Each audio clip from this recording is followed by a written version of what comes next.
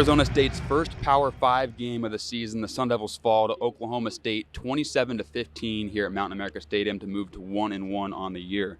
Nick Borgia, Devil's Digest, coming at you alongside our publisher, Hode Rubino. And Hode, this game against Oklahoma State was very similar to the one last year, where the final score might not be as reflective as to what went on, but the Sun Devils really fell apart in the fourth quarter of this game to ultimately fall short to the Cowboys. Yeah, absolutely right, Nick. I would say even just the entire second half, especially on offense, where they did not score any points, was definitely detrimental. Really, kind of reminding us maybe what happened last week against Southern Utah, where you just see two different ASU teams in the first half and the second half. You know, we'll talk a little later on about what happened specifically on offense and defense, but I think the running theme was just really going to the well just once too many, and really just taking chances when there's no reason to take a chance and actually be conservative, because after all, the team that ASU faced tonight was much better than Southern Utah, and mistakes that ASU was able to get away with in the season opener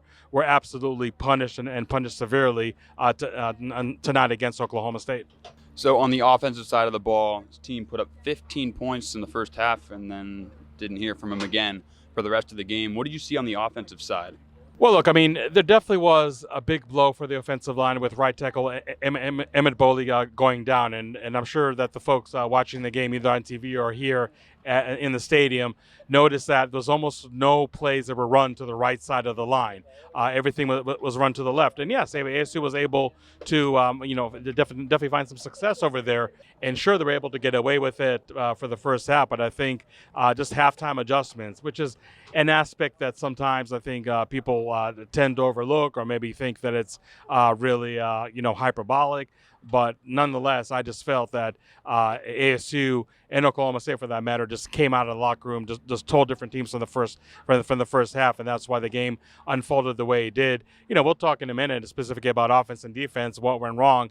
But I would say the running theme was, especially on offense, is just really just going to the well just once too many, and really taking chances that should not have been taken, because it was basically known that Oklahoma State on both sides of the ball was not going to play as poorly as they did in the first half, and that they would find answers to what ASU was running successfully. But I just thought that the in-game adjustments and the counter adjustments by the Sun Devil staff were really lacking in the second half, and here we are standing in the first loss of the season.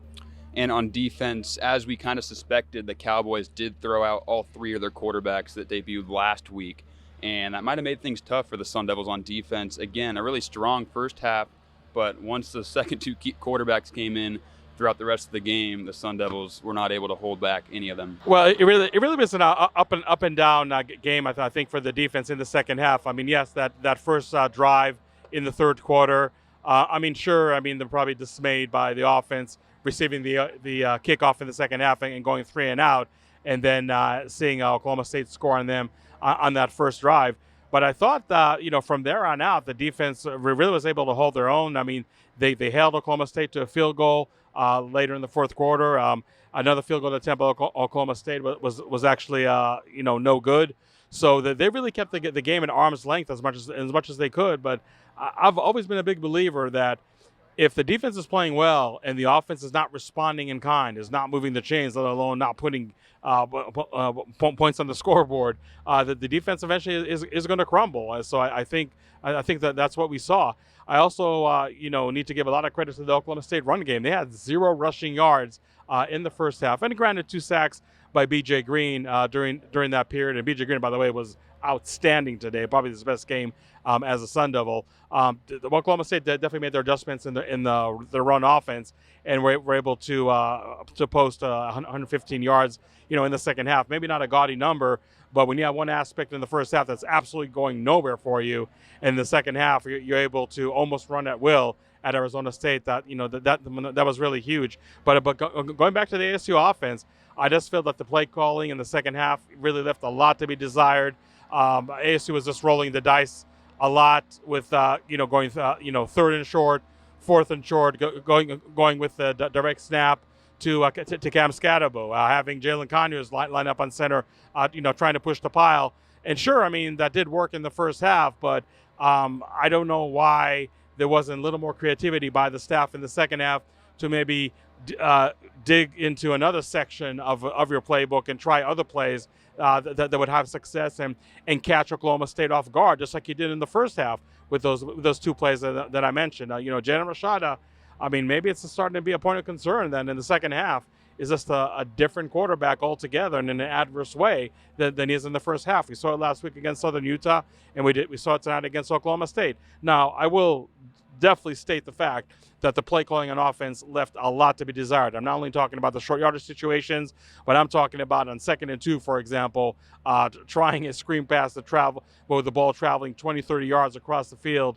That's not the play that you run on 2nd and 2. Maybe if you're 1st and 10 deep in the opponent's territory, maybe that's when you call it. But it's almost like ASU was just trying to get, just a little too cute. And granted, sure, the defense or the opponent is always going to force you to run certain plays that you may not feel that comfortable with. But to not have Jalen Conyers targeted maybe even once in the second half, that's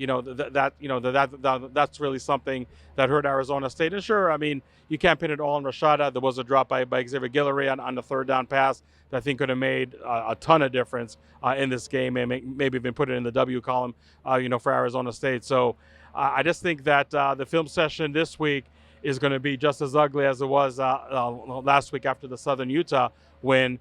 But on defense, like I said, I can't really fault him all that much because they really tried to keep the offense in the game as much as possible. And besides that lapse that they had in the third quarter in that first drive, I think that they did play pretty well.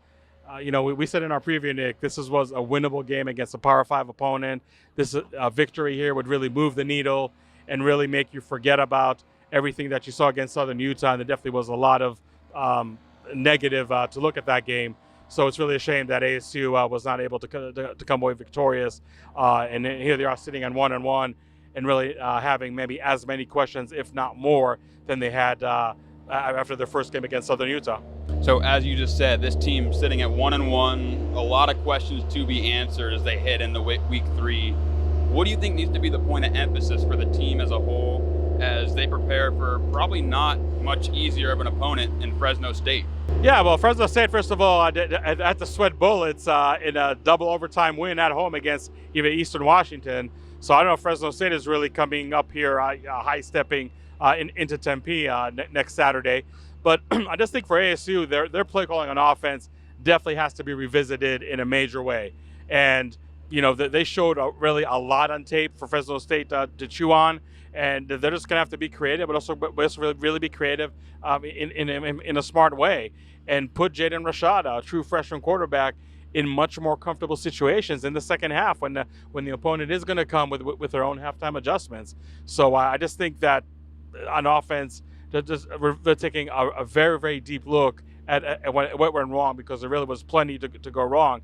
On defense, like I said, I mean, it definitely wasn't a perfect game by the defense, but I just thought that in terms of not giving up a lot of big plays, that was actually an improvement compared to Southern Utah, which may be surprising because again the caliber opponent was much better. And look, I'm sure there's some things the defense that clean up. Again, we talked about the run defense not being all that stout, in the second half, and that's something that I'm going to look at. I don't think really Oklahoma State punished ASU in the air, all that much, but I'm sure there was some lapses over there. But overall. It was an ugly film session after Southern Utah. It's definitely not going to be a pleasant one, after this loss to Oklahoma State. But just really for ASU to just come and draw the right conclusions. And again, just really, really be careful with with rolling of the dice. There's a time and place for all of it. And I just felt, especially in the second half, ASU was just trying just a little too hard to be, over gambling, if that's a word. And it really came back to bite you. Just because a lot of those plays went your way in the first half, you even went to the 2-point conversion where maybe a lot of us thought that should not have been made. But okay, you were able to successfully convert it. But again, I just felt there needed to be some reining in the second half. That did not take place, and that's something that I think needs to start to take place, starting with the game against Fresno State on Saturday. All right, Hode. Well, thank you so much for your insight, as always, for continuous coverage of this Arizona State football team as they head into week 3. Keep it locked in at DevilsDigest.com. Drop a follow at DevilsDigest on Twitter. For Hoder Bino, I'm Nick Borgia. We appreciate you tuning in, and we will see you next time.